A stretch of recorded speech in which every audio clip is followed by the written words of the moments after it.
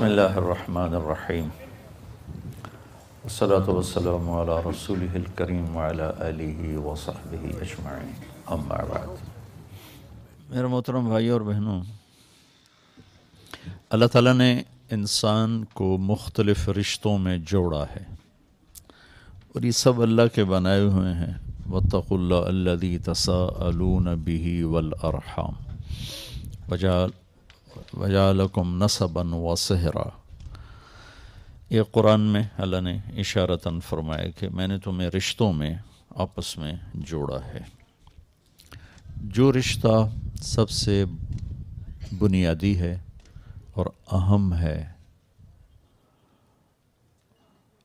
اور جس رشتے کے لیے سینکڑوں آیات اتری ہیں، وہ خامد اور بیوی کا رشتہ ہے۔ والدین کے لیے چند آیات ہیں، بہت اہم ہیں، چند ہیں۔ اولاد کے لیے بھی چند آیات ہیں، باقی رشتوں کے لیے بھی تھوڑا تھوڑا اللہ تعالیٰ بتاتے چلے گئے ہیں۔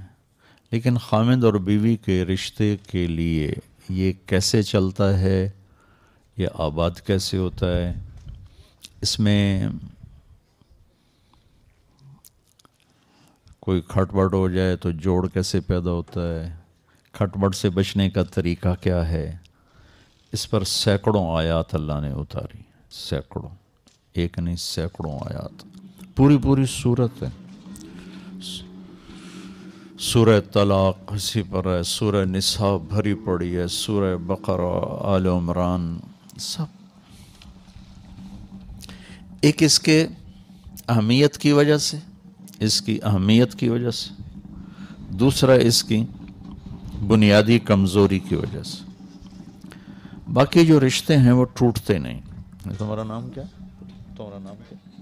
عمیر اور کامران میں باپ بیٹے کا رشتہ ہے، یہ ٹوٹنے والا نہیں، موت پہ بھی نہیں ٹوٹتا، آگے جا کے بند ہو گیا۔ اولاد اور ماں باپ کا رشتہ، بہن بھائی رشتہ، باقی جتنے بھی رشتے ہیں جو خون کے ساتھ بنتے ہیں وہ ٹوٹتے نہیں، اس میں تعلق اچھا ہو یا برا ہو، اولاد فرما بردار ہو نافرمان ہو۔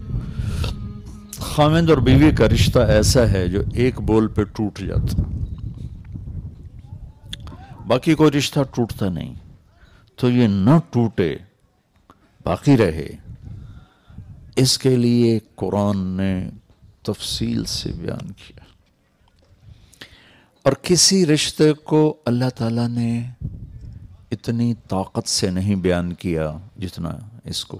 یہ پہلا رشتہ ہے، آدم اور حوا پہلا رشتہ ہے، اللہ نے نکاح، ان میں نکاح کا رشتہ جوڑا۔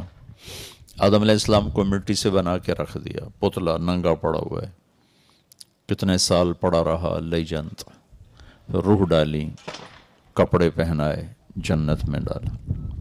جب حوا کو پیدا کیا تو پتلا نہیں بنایا، پہلی عزت دی، پتلا نہیں بنایا، مٹی نہیں کٹھی کی، عورت کو چھپی ہوئی چیز پہلے دن سے بنایا۔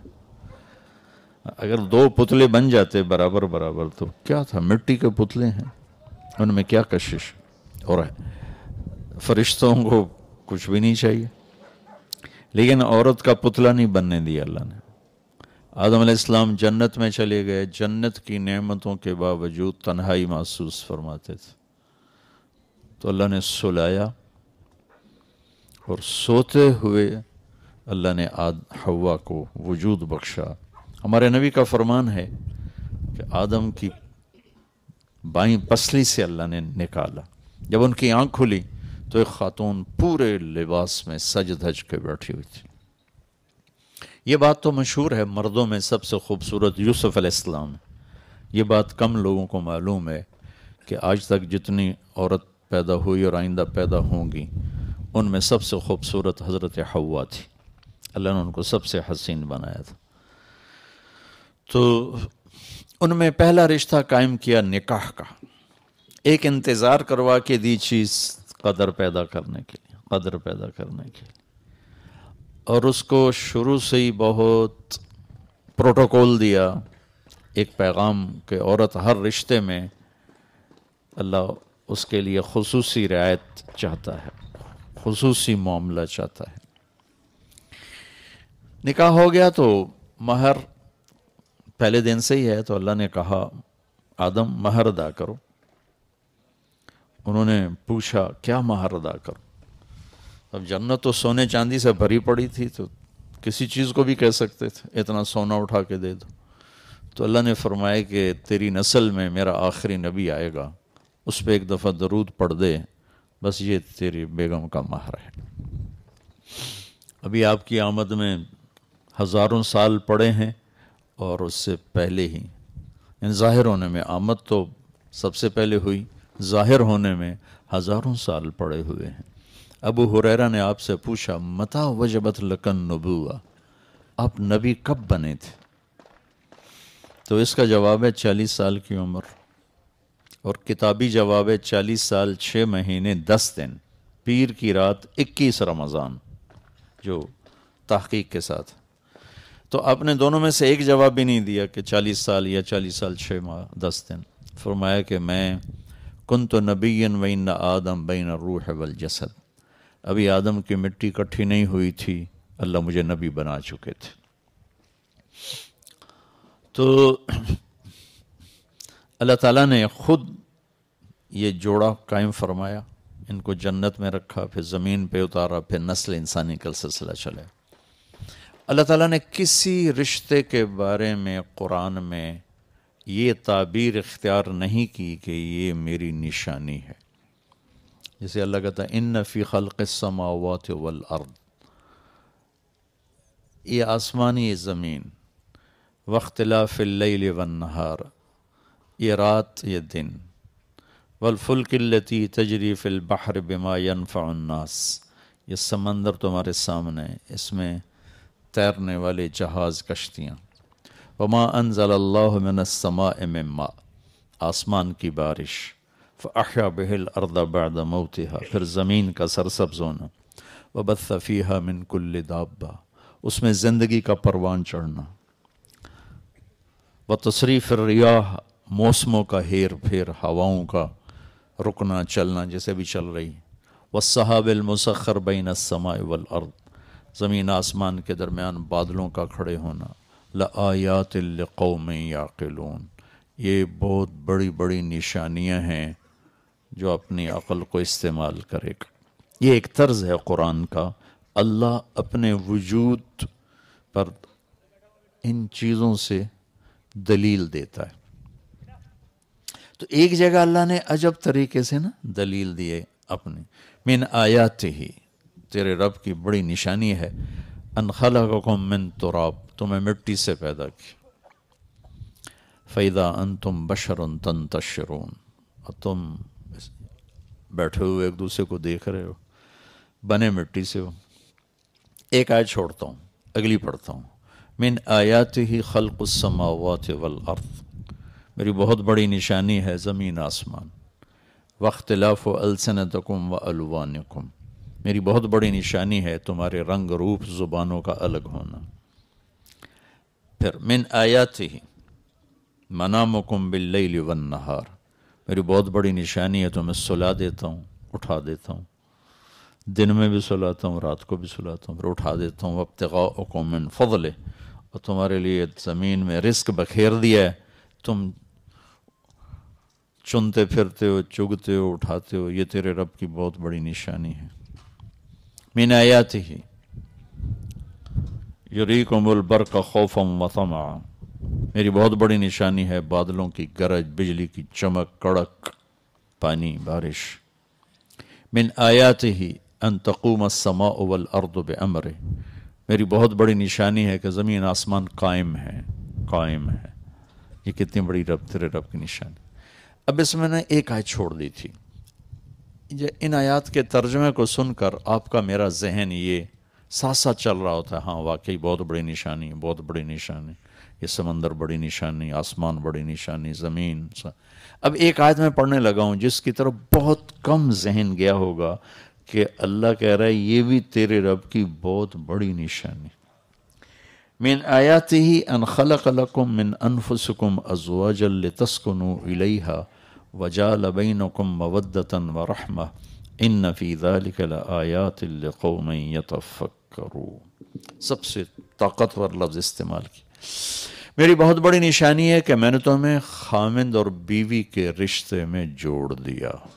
اس کو اللہ اپنی نشانی قرار دے رہا ہے کہ میں نے تمہیں خامند اور بیوی کے رشتے میں باندھ دیا، جمع کر دیا، جوڑ دیا، اس میں سکون رکھا، اس میں محبت رکھی، اس میں ہمدردی رکھی، اس میں جو غور و فکر کرے گا تو وہ سمجھے گا کہ یہ رب کی بہت بڑی نشانی ہے۔ اور ہمارے صرف بر صغیر کی بات نہیں، پوری دنیا اللہ نے پھرائی ہے، پوری دنیا میں یہ رشتہ بری طرح مسلا گیا ہے، بری طرح۔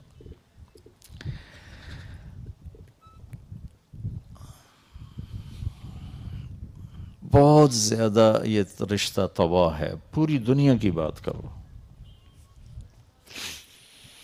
جتنے رشتے ہیں ان سب کو نبھانے کا ایک اصول ہے، ایک اصول ہے، ایک اصول ہے، ایک اصول، وہ ہے میرے نبی والے اخلاق، میرے نبی والا طریقہ زندگی۔ اور سب سے مشکل جو دین کا حصہ ہے وہ ہے گھر کی زندگی، کہ گھر میں کیسے چلوں کہ اللہ بھی راضی ہو جائے، اللہ کا رسول بھی راضی ہو جائے۔ اور انہوں نے مجھے کیسے بتایا، میرے نبی نے 11 شادیاں کی، 4 بیٹیوں کو رخصت کیا، 11 خود شادیاں کی۔ یہ آپ کو ایک حدیث سناتا ہوں، آپ نے فرمایا ما تزوجت وما زوجت الا بوحی من السماء نزل به جبریل۔ میں نے جہاں شادی کی، جہاں بیٹی کی شادی کی، پہلے آسمان سے جبریل اللہ کا امر لے کر آئے، حکم لے کر آئے، پھر میں نے وہ قدم اٹھایا۔ یہ شوق کی شادیاں نہیں تھی۔ 25 سال کا نوجوان 40 سال کی عورت سے کیوں شادی کرے گا جبکہ رشتوں کی کمی کوئی نہ ہو اور حسن و جمال کا پیکر۔ حضرت عائشہ رضی اللہ عنہ فرماتی تھی کہ یوسف علیہ السلام کو دیکھ کر عورتوں نے ہاتھ کاٹے تھے، اگر میرے محبوب کو دیکھتی تو دل چیر کے بیٹھ جاتی۔ اور ایک دیہاتی عورت نے آپ کا حلیہ بیان کرتے ہوئے کہا تھا رأیت رجلا ظاہر الوضاء ابلج الوجه حسن الخلق لم تعبه ثجلہ سبحان اللہ ولم تزری به سعلہ وسیم قسیم فی عینیہ دعج فی اشفارہ وطف فی صوتہ سحل فی لحیتہ کثاثہ فی عنقہ سطع احور اکحل ازج اقرن ان صمت فعلیہ الوقار ان تکلم فسماہ وعلاہ البہا احسنہ وابہاہ من بعید واجملہ واحلاہ من قریب حلو المنطق فصل لا حذر ولا نظر۔ اللہ اکبر، کیا الفاظ ہیں، کیا الفاظ۔ آپ کو شاید ترجمہ سمجھ میں نہ آیا، ردم کی طاقت تو سمجھ میں آ رہی تھی، کیسے ٹک ٹک ٹک ٹک الفاظ اس کے منہ سے نکلے ہیں، اس بی بی کے منہ سے۔ ایک بڑی دیہاتی عورت کأن منطقہ خرزات نظم یتحدرن، کہنے لگی میں نے ایک شخص دیکھا، مجھے یوں لگا جیسے 14ویں کا چاندی کپڑے پہن کے زمین پہ اتر آیا۔ یعنی میرے پاس یہ میں کتابی ترجمہ نہیں کر رہا ہوں، جو وہ اماں کہنا چاہتی تھی نا میں وہ بتا رہا ہوں۔ یوں لگا جیسے 14ویں کا چاندی کپڑے پہن کے آ گیا، چمکتا چہرہ، کشادہ پیشانی، پیٹ نہیں نکلا ہوا کہ بدصورت ہو جائے، اتنا دبلا نہیں کہ بے روب ہو جائے، حسن کا مجموعہ، پورا وجود حسن میں ڈھلا ہوا، وسیم قسیم، ایسا حسن کہ جتنا دیکھو دیکھنے کا شوق بڑھے۔ وسیم اسے کہتے ہیں جس کو جتنا دیکھو شوق بڑھ جائے۔ یہ دنیا میں صرف اوپر اللہ ایک اور نیچے اللہ کا نبی، وسیم کوئی نہیں آیا۔ حسین تو بہت ہیں، وسیم کوئی نہیں آیا کہ جتنا دیکھوں دیکھنے کا شوق بڑھ جائے۔ قسیم کہتے ہیں جدھر سے دیکھو خوبصورتی اس کی غلام نظر آئے۔ قسامہ، انگلیاں، جوڑ، ناخن، انگوٹھا، ہتھیلی، بازو، کونیاں، سینہ، چھاتی، ہر شے، جسم کا ہر عضو حسن ہاتھ جوڑ کے کھڑا ہوا ہے۔ قسیم، فی عینیہ دعج، آنکھ موٹی خوبصورت۔ میری نبی کی آنکھوں کے بارے میں الفاظ ادعج، اشکل، احور، اکحل، اہدب، انجل، ابرج، 7 الفاظ ہیں، اور 7 الفاظ کا ایک خلاصہ ہے کہ ایسی آنکھ کائنات میں اللہ نے کسی کی نہیں بنائی، ایسی خوبصورت آنکھ اللہ نے کسی کی نہیں بنائی۔ سبحان اللہ۔ حسین آنکھ، پلکیں لمبی دراز، آواز میں کشش، آواز میں ایک نغمہ، آواز میں ایک گرفت کہ دل کو پکڑ لے آدمی کی۔ داڑھی بڑی خوبصورت گھنی، گردن سراہی دار، خاموش ہیں تو وقار کا پیکر ہیں، بولتے ہیں تو نور ہی نور بکھیر دیتے ہیں اور نور چھا جاتا ہے، اور زبان سے نکلنے والے جملے ایسے ہیں جیسے موتی پروئے ہوئے نکل رہے ہوں، اور بھویں اتنی خوبصورت ہیں جیسے آنکھوں کے اوپر کسی نے کمان رکھ دی ہو، یوں کر کے۔ حسین، چمکتی، سرمگی آنکھ ہے۔ یہ اگلا کافی سارا میں نے چھوڑ دیا ہے، تھوڑا سا میں نے آپ کو بتا دیا ہے۔ اس حسین نوجوان کو 40 سال کی عورت سے شادی کی کیا ضرورت ہے؟ ایک منگنی ٹوٹی ورقہ بن نوفل کے ساتھ، ابو حالہ سے نکاح ہوا، ایک بیٹا ایک بیٹی، ہند اور حالہ، انتقال ہو گیا، بیوہ ہو گئی۔ دوسری شادی ابن عابد کے ساتھ، ایک بیٹا ہوا، خاوند کا انتقال ہو گیا، 40 برس عمر گزر گئی، جوانی 40 برس میں ڈھل جاتی ہے، آپ نے ان کے ساتھ شادی فرمائی اور زندگی کے 25 برس ساتھ گزار دی۔ جب آپ کی عمر 50 سال ہوئی اور حضرت خدیجہ 65 سال، تو ان کا انتقال ہوا، تو اس کے بعد 50 سے 63 13 برس میں آپ نے 10 شادیاں کی۔ یہ حدیث میں نے آپ کو سنا دی، ما تزوجت وما زوجت الا بوحی من السماء نزل به جبریل، کہ جہاں شادی کی، جہاں بیٹی دی، اوپر والے کا امر آیا، پھر یہ قدم اٹھایا۔ یہ کیوں تھا؟ زندگی سمجھانے کے لیے۔ نماز آسان سا کام ہے، سستی کی وجہ سے نہیں پڑھتے، کوئی ایسی وہ مشقت نہیں ہے کہ جس سے کہ کوئی کر نہ سکتا ہو، سستی ہے، عظمت نہیں پڑھتے۔ روزہ تھوڑی سی مشقت کا ہے، ذرا سی ہمت ہو تو فاقہ برداشت کیا جا سکتا۔ زکوٰۃ اور حج مالدار کا فریضہ ہے، غریب کا نہیں ہے، اور ہو بھی صحیح تو زکوٰۃ دینا کہ جیب سے نکال کے دیا، زکوٰۃ ختم ہو گئی۔ 5 دن حج کے ہیں بس، اس کے بعد حج ختم ہو گیا، ساری زندگی کوئی مطالبہ کوئی نہیں۔ مشکل ترین جو مرحلہ ہے وہ گھر کی زندگی ہے، اور خاص طور پر بیوی کے ساتھ سلوک یا بیوی کا خاوند کے ساتھ سلوک، یہ مشکل ترین زندگی ہے۔ اس کو سمجھانے کے لیے فزیکلی عملی طور پر آپ نے 11 گھر بسائے۔ 2 آپ کی زندگی میں، حضرت خدیجہ مکہ میں فوت ہوگی، اور زینب بنت خزیمہ 3 ماہ کے بعد شادی کے ان کا انتقال ہو گیا، باقی 9 گھر تھے آپ کے۔ اور حسن سلوک کے ساتھ گھر آباد کر کے دکھائے۔ ہم عمر کے ساتھ شادی کی، بڑی عمر والی کے ساتھ شادی کی، چھوٹی عمر والی کے ساتھ شادی کی، یہ ایک نسبت ہے عورت کی۔ اب مال میں برابر اس سے شادی کی، مال میں زیادہ اس سے شادی کی، اپنے سے مال میں کم اس سے شادی کی، یہ دوسری نسبت ہے عورت کی۔ طلاق یافتہ سے شادی کی، بیوہ سے شادی کی، کنواری سے شادی کی، یہ تیسری نسبت ہے عورت کی۔ اپنے خاندان میں شادی کی، اپنی قوم میں شادی کی، قوم سے باہر شادی کی، یہ چوتھی نسبت ہے عورت کی۔ یہ چاروں نسبتوں میں آپ نے گھر آباد کر کے دکھائے۔ حضرت خدیجہ بیوہ ہیں، حضرت عائشہ کنواری ہیں، اور حضرت زینب بنت جحش مطلقہ ہیں۔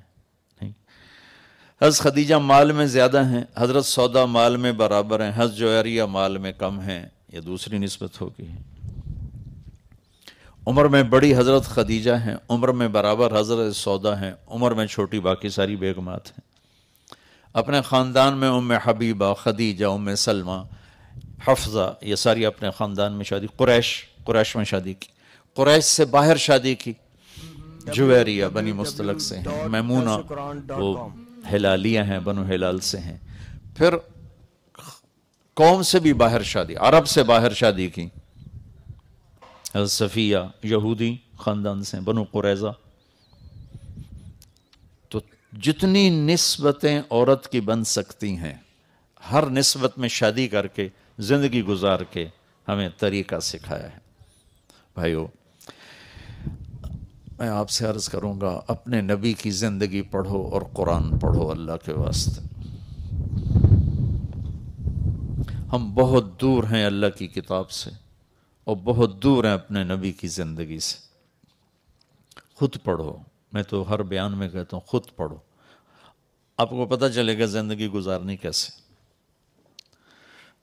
تو نبی والے اخلاق ایک ایسا سرمایہ ہے جس سے ہر رشتہ خوشگوار ہو جاتا ہے، ہر رشتہ خوبصورت ہو جاتا ہے۔ اللہ کی قسم، رشتوں کی خوبصورتی ایسے گھر سے نہیں ہے، اور وہ کماڑی کے جھونپڑوں کے ساتھ نہیں ہے۔ جہاں میرے نبی والے اخلاق ہوں گے، وہ گھر 24 گھنٹے ایسے ہی چمکے گا جیسے ابھی کامران کا گھر چمک رہا ہے۔ اور جس گھر میں نبی والے اخلاق نہیں ہیں، وہ گھر تاریک اندھیری رات ہے، چاہے دن کے 12 ہو چاہے رات کے 12 ہو۔ جہاں زبان کا استعمال ٹھیک نہیں، جہاں دل کے جذبات ٹھیک نہیں، جہاں زبان خنجر کی طرح چلتی ہے اور طنز کے زہریلے ٹیکے لگاتی ہے، وہاں کوئی رشتہ سلامت نہیں رہتا۔ میاں بیوی کا رشتہ تو برابر کا ہوتا ہے، اور ماں باپ اور اولاد کا رشتہ بہت فرق ہوتا ہے۔ ماں باپ عظمت کی بلندی پر ہیں، اولاد بہت نیچے ہے، اور اللہ کا بہت بڑا مطالبہ ہے، لا تقل لهما اف ولا تنهرهما وقل لهما قولا کریما واخفض لهما جناح الذل من الرحمہ۔ ایسی طاقتور تعبیر ہے قرآن کی والدین کے حقوق کے بارے میں۔ لیکن یہاں بھی اگر طنز ہوگا تو رشتہ پھیکا پڑ جائے۔ ہمارے اپنے خاندان میں نے ایک بچے سے کہا، آپ اپنی ماں سے اتنا دور دور کیوں رہتے ہیں؟ آپ کی ماں تو بہت نیک ہیں، مصلی سے نہیں اٹھتی ہیں، تہجد گزار ہیں، شب بیدار ہیں، بہت نیک ہیں، تو آپ کیوں دور دور رہتے ہیں اپنی ماں سے؟ کہا وہ تانے بہت دیتی ہیں اس لیے پھر دل نہیں کرتا۔ تانے بہت دیتی ماں، جس کا اللہ نے اتنا حق رکھا ہے کہ میرے نبی نے فرمایا اگر میری ماں ہوتی زندہ اور میں عشاء کی نماز کے مصلی پہ کھڑا ہوتا اور سورۃ فاتحہ پڑھ رہا ہوتا اور ادھر سے میری ماں مجھے بلاتی تو میں ماں کے لیے نماز توڑ دیتا۔ اتنا بڑا حق رکھا ہے۔ ایک شخص نے اپنی ماں کو کندھے پہ بٹھا کے سارا حج کروایا، اس کے لیے سواری بن کے، بہت مشقت کا کام ہے۔ مینا سے جاتے جاتے عرفہ پیدل، نوجوانوں کے پسینے چھوٹ جاتے ہیں تو وہ کندھے پہ بٹھا کے لے جا رہا ہے، لا رہا ہے۔ تو طواف زیارت کے بعد حضرت عبداللہ بن عمر نظر پڑ گئے، وہاں کھڑے تھے۔ کہنے لگے جی میں نے ماں کو کندھے پہ بٹھایا اور سارا حج کرایا، میں نے ماں کا حق ادا کر دیا۔ تو انہوں نے فرمایا کہ تیری ماں نے تجھے پالتے ہوئے بچپن میں جو تھک تھک کے لمبے لمبے سانس لیے تھے نا، اس میں سے ابھی ایک سانس کا بھی حق ادا نہیں ہوا۔ اتنا حق رکھا ہوا۔ لیکن جب زبان سخت ہوئی تو اولاد کیا کہہ رہی؟ تانے دیتی ہیں، اس لیے بیٹھنے کو جی نہیں چاہتا۔ اور خاوند اور بیوی کا رشتہ تو برابری کا ہوتا ہے، اگر یہاں طنز چل گئے، تانے چل گئے تو یہ پھیکا پڑ جائے گا، ٹوٹ جائے گا۔ تو صرف میرے نبی والے اخلاق ایک ایسی دولت ہے جس سے آپ ہر رشتے کو خوبصورت بنا سکتے۔ اور عجب حدیث سناؤں، سب سے پہلے جو عمل تولا جائے گا، سب سے پہلے، وہ مولانا صاحب کا علم نہیں تلے گا، تبلیغ نہیں تلے گی، وہ سب سے پہلے بیوی سے سلوک تولا جائے گا۔ پہلا عمل جو تول میں، ترازو میں رکھا جائے گا، وہ بیوی سے سلوک رکھا جائے گا۔ کیا سلوک تھا؟ یہ اتنا اہم رشتہ ہے، اس کی اتنی بنیاد، اور بیوی کی طرف سے اس کا جو خامن سے سلوک ہے وہ رکھا جائے گا۔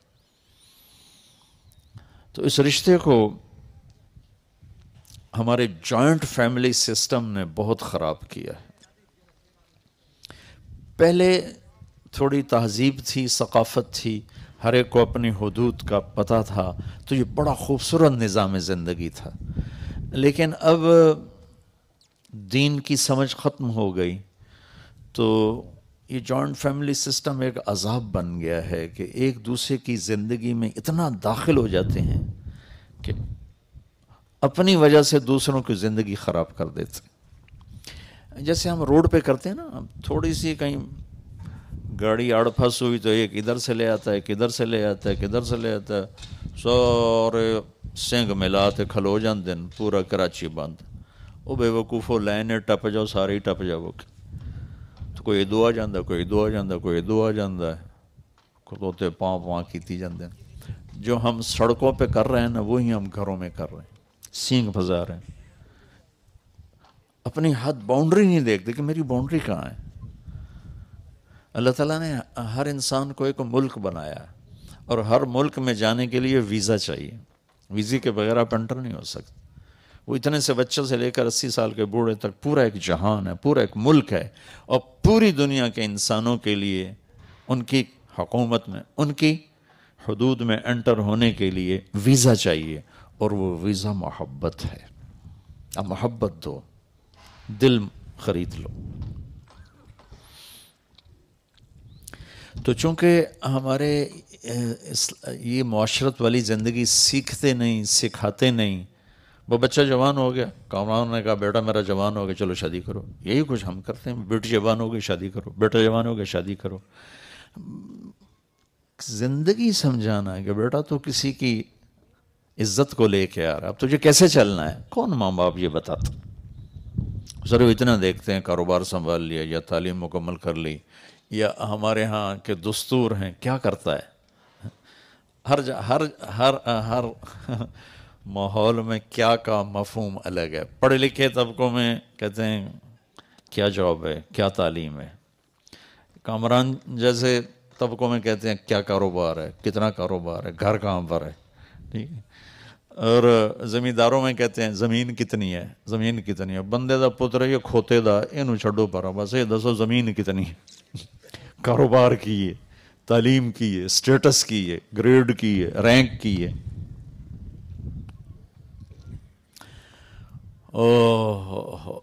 ہماری فیملی میں ایک بہت نیک بچی تھی، بہت نیک، اس کا رشتہ ہوا تو میں نے اس کی خالہ سے پوچھا، وہ ساری اس کو ماسی کہتے تھے، میں کہا ماسی چھور کے ہو جائے، پنجابی سمجھتا میرے، چھور لڑکا، ہماری سرائکی میں کہتے چھور کے ہو جائے۔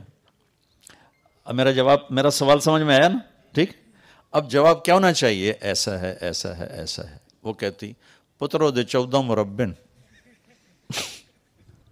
میں نے کیا سوال کیا تھا؟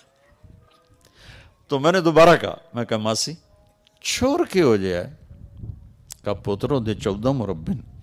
یہ میرا ماحول ہے، یہ میرے ماحول میں یہ پوچھا جاتا ہے زمین کتنی، کامران کے ماحول میں پوچھا جائے کاروبار کیا ہے، گھر کہاں پر ہے، کتنا گز کا گھر ہے، یہ دیکھا جاتا، انسان تھوڑا ہی دیکھا جاتا۔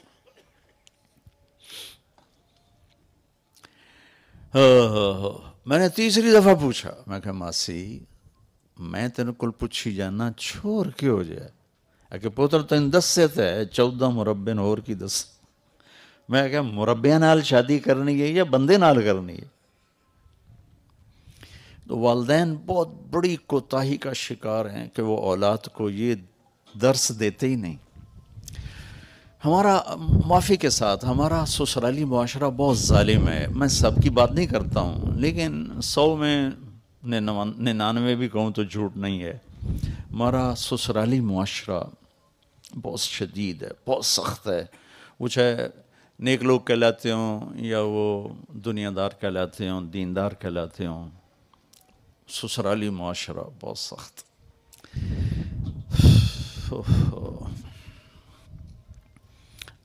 نہ سیکھا ہے نہ سکھایا ہے. کسی کی میری بیٹی نے کسی کے گھر جانا ہے، وہ جاتی وہاں آگ لگا دے تو میں نے کیا کیا؟ لعنت ہے اس غفلت پر کہ میری بیٹی کسی کے گھر جا کر ان کو ٹکڑے ٹکڑے کر دے تو میرے ماں باپ ہونے پر افسوس ہی کیا جا سکتا.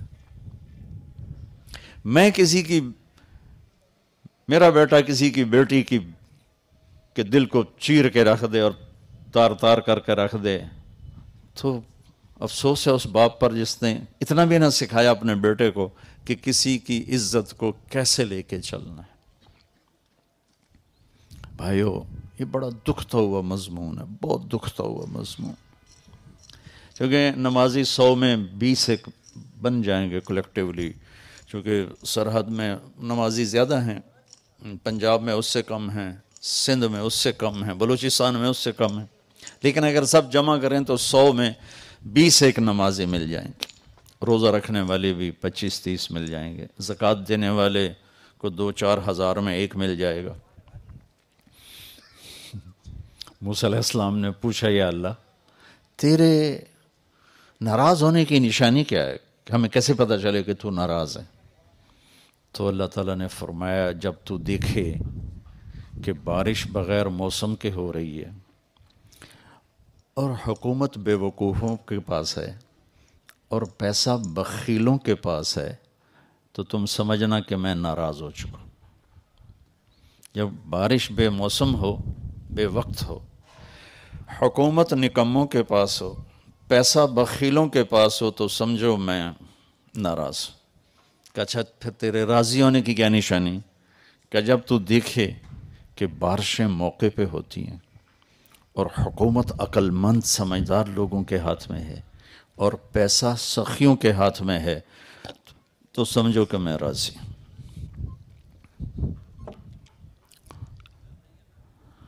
تو 100 میں نمازی 10 15 20 30، بلکہ میں موریتانیہ گیا، غریب سا ملک ہے، 100% نمازی ہیں وہاں. زکوٰۃ دینے والے بھی مل جائیں گے، حج کرنے والے ماشاءاللہ حرم بھرا پڑا ہوتا ہے، عمرہ کرنے والے حرم بھرا پڑا ہوتا ہے. لیکن اخلاق والے ڈھونڈنے نکلو گے تو 1 لاکھ میں ایک بھی نہیں ملے گا. 1 لاکھ عورتیں اکٹھی کر لو، 1 لاکھ مرد اکٹھے کر لو، ان میں ایک مل جائے تو مجھے سزا دینا. اتنا قحط ہے اس کا، جیسے صحرا ہے، لک و دک صحرا.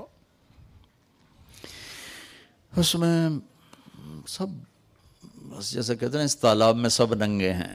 تو اس بد اخلاقی کے حوض میں میرا پورا دیس نہیں، پوری امت مسلمہ اس وقت اس بد اخلاقی کا شکار.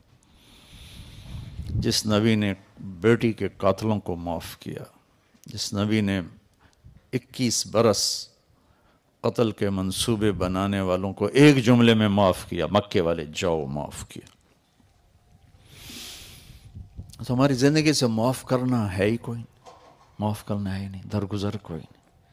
تو اس بچے کو، آپ کو، اپنے آپ کو، آپ سب کو ہاتھ جوڑ کے درخواست کرتا ہوں، اپنے رشتوں کو، ہر رشتے کو آباد کرنے کا ایک ہی سبب ہے میرے نبی والے اخلاق، میرے نبی والے اخلاق. اور اس کو اگر جمع کروں 2 چیزوں میں جمع ہو جائیں گے، ایک زبان کا بول ٹھیک ہو اور ایک دل کا جذبہ ٹھیک ہو. زبان سے کسی کے لیے نفرت کا، غیبت کا، طعنے کا، طنز کا بول نہ ہو، اور دل میں کسی کے لیے بغض اور نفرت اور کھوٹ نہ ہو. 2 حدیثیں سنا کے نکاح پڑھتے ہیں. میرے نبی نے فرمایا معاذ تمہیں سارے دین کا خلاصہ بتاؤں. کتنا ہیوی ویٹ لفظ ہے, سارے دین کا خلاصہ بتاؤں. ایک نصیحت فرمائی تھی لمبی چوڑی, اس کو پھر وہ پورا دین ہی آپ نے بتایا تھا. انہوں نے کہا جی بتائیے. تو آپ نے یوں کیا, مجھے دیکھ رہے ہو, زبان باہر نکالی اور یوں پکڑی یوں, اور فرمایا معاذ اس زبان پہ قابو رکھنا. وہ کہہ لیں گے یا رسول اللہ زبان کے بول پر پکڑ ہوتی ہے؟ آپ نے کہا تیرا بھلا ہو, سب سے زیادہ جہنم میں زبان دھکا دے گی. یہ اس شخص کو سمجھایا ایسے جن کے ہاتھ میں قیامت کے دن علماء کا جھنڈا ہوگا, اتنا بڑا آدمی. 18 ہجری میں انتقال ہوا. 1434 ہجری میں میں اردن گیا, یعنی آج سے ابھی کیا 39 ہے, 5 سال پہلے. تو میں ان کے مزار میں انٹر ہوا تو سارے مزار میں خوشبو پھیلی ہوئی تھی, ان کی قبر سے خوشبو آ رہی تھی. 1400 سال سے اوپر گزر چکا ہے, ان کو قبر میں گئے ہوئے اور قبر سے خوشبو آ رہی تھی. پورے کمرے میں مہک تھی, مزار پورے میں. اور ان کو یوں کر کے سمجھایا کہ اس زبان پہ قابو رکھنا, اس زبان پہ قابو رکھ لیں. اللہ کی قسم اس میں اتنا زہر ہے کہ ساری دنیا کے کالے سانپوں کا زہر اکٹھا کروں تو وہ اتنا شدید نہیں جتنا اس کے اندر کا زہر شدید ہے. اور پوری دنیا کے شہد کے ذخیرے اکٹھے کروں تو اللہ کی قسم ان میں اتنی مٹھاس نہیں جتنی اس زبان میں مٹھاس. بس اپنے بول کو پازیٹیو کرنا بنا لیں. بیوی کے لیے, بیوی خاوند کے لیے, ماں باپ اولاد کے لیے, اولاد ماں باپ کے لیے, بھائی بہن ایک دوسرے کے لیے, مالک نوکر کے لیے, نوکر مالک کے لیے, بڑا چھوٹے کے لیے, چھوٹا بڑے کے لیے. زبان کا بول خوبصورت بنا لیں. واللہ آپ سے جانور بھی پیار کریں گے. انسان تو انسان ہے, جانور بھی پیار کریں گے. اور ایک اور حدیث سناتا ہوں. میرے نبی نے کہا میرے بیٹے انس, میری ایک بہت بڑی سنت, یہ بہت بڑی کا لفظ مجھے اسی ایک حدیث میں ملا ہے, اور بھی کہیں ہوگا مجھے یاد نہیں, اس لیے میں دعویٰ نہیں کرتا ہوں, غالباً کہتا ہوں کہ میرے بیٹے انس میری ایک بہت بڑی سنت ہے. دیکھو یہ داڑھی بھی سنت, یہ پگڑی بھی سنت ہے, سفید لباس بھی سنت, سیدھے ہاتھ سے کھانا بھی سنت ہے, مسواک کرنا بھی سنت ہے, شادی بھی سنت ہے, زندگی بھری پڑی سنتوں سے. لیکن یوں کہنا میری بہت بڑی سنت, یہ یہیں یاد پڑتا ہے. پھر فرمایا کہ اگر تو نے اس پہ عمل کیا نا تو جنت میں میرا ساتھی ہو جائے گا. جنت کا مل جانا بھی بہت بڑی بات ہے, لیکن جنت میں اللہ کے نبی کا ساتھ اور پڑوس ملنا یہ جنت سے بھی بڑی بات. تو فرمایا کہ وہ یہ ہے ان استطاعت. ان استطاعت میں ایک اشارہ ہے کہ مشکل بتا رہا ہوں, آسان نہیں, مشکل بتا رہا ہوں. ان تصبح و تمسی, اس میں اشارہ ہے کہ جو بتانے جا رہا ہوں یہ ساری زندگی کرنا پڑے گا, صرف ایک دفعہ کا نہیں ہے. جیسے ایک دفعہ داڑھی رکھ لی بس, یہ ساری زندگی کرنا پڑے گا, ساری زندگی, اور زور لگا کے کرنا پڑے گا, آسانی سے نہیں ہوگا. کیا ہے یا رسول اللہ؟ وَلَيْسَ فِي قَلْبِكَ غِشٌّ لِأَحَدٍ فَافْعَلْ. اللہ واہ یا رسول اللہ, رحمت للعالمین ہونے کا کیا ثبوت دے رہے ہیں, واہ یا رسول اللہ. آپ نے فرمایا میرے بیٹے اس دل میں دنیا کے کسی انسان کے بارے میں نفرت نہ پالنا, کھوٹ نہ پالنا, بغض نہ پالنا, حقارت نہ پالنا. اس دل کو پوری دنیا کے انسانوں سے صاف رکھنا. بس یہ میری عظیم الشان سنت ہے, یہ میری عظیم الشان سنت ہے. جو اس پہ عمل کرے گا وہ جنت میں میرا ساتھی ہو جائے. تو جو بھی اپنے گھر کو خوبصورت بنانا چاہتا ہے, اپنی معاشرت کو خوبصورت بنانا چاہتا ہے, تو اس کو سونے چاندی کی ضرورت نہیں ہے, اس کو یہ 2 باتوں کی ضرورت ہے. ایک زبان کا بول میٹھا کر لے, ایک دل کا جذبہ پازیٹیو کر لے. ایک صحابی ہیں ابو دجانہ, فرماتے ہیں لوگوں میرے پاس بخشش کا سب سے بڑا عمل یہ ہے کہ میں نے آج تک اپنی زبان سے کسی کو دکھ نہیں پہنچایا اور میرے دل میں کسی انسان کی نفرت نہیں ہے۔ اللہ بھائیو، یہ وہ نسخہ ہے، میں کر لوں آپ کر لیں، ہمارے گھر آباد ہو جائیں گے، ہماری دنیا بھی بن جائے گی، ہماری آخرت بھی بن جائے گی، نیا گھر بھی آباد ہو جائے گا، پرانے گھر بھی آباد ہو جائیں گے۔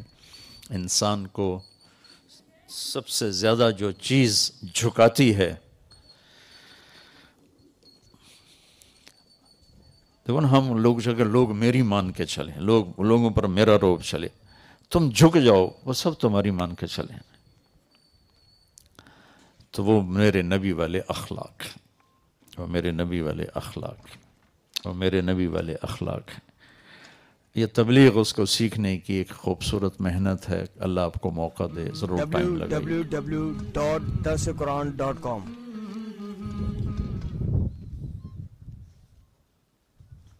ماہم، جی ماہم اچھا، وجاہت کدھر ہے؟ بجا صاحب کون ہے؟ اچھا اچھا، ادھر آ جائیں۔ 1,00,000 روپے مہر 1,00,000۔ جی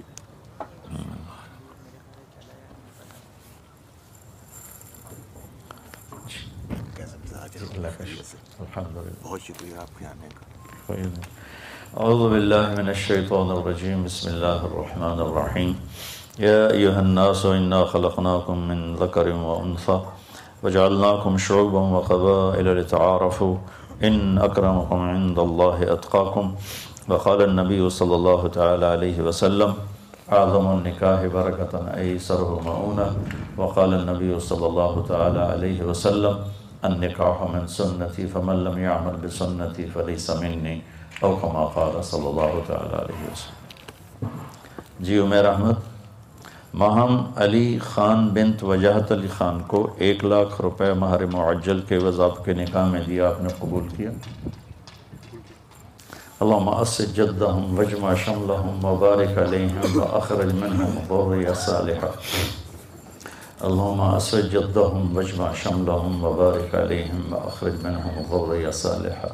اللہم اسد جدہم وجمع شملہم وبارک علیہم واخرج منہم ذریہ صالحہ۔ اللہم الف بین قلوبہم واصلحہم واصلح ذات بینہم۔ اللہم الف بین قلوبہم واصلحہم واصلح ذات بینہم۔ اللہم الف بین قلوبہم واصلحہم واصلح ذات بینہم۔ اللہم اوزعہم ان یشکروا نعمتک التی انعمت علیہم وعلی والدیہم۔ الہ الحق آمین، وصلی اللہ تعالی علی النبی الکریم، آمین۔